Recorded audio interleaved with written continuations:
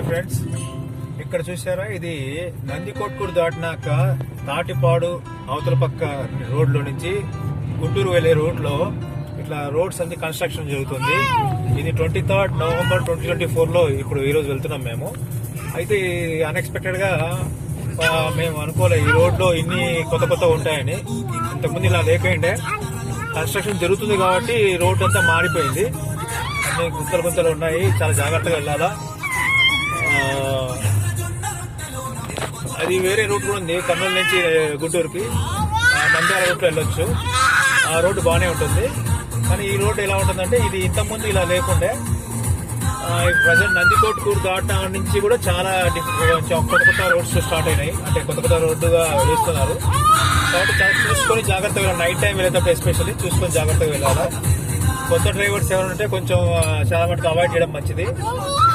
Experience ఉన్న వాళ్ళు మాత్రమే వెళ్తే బెటర్. సో చూసుకోవాలండి. ఇప్పుడు ప్రజెంట్ ఇంకా ఆత్మకూరు రాలా, ఇంకా మేము డోర్నాల అట్ల పక్క రీచ్ రోడ్డు ఇంకా పోలేదు.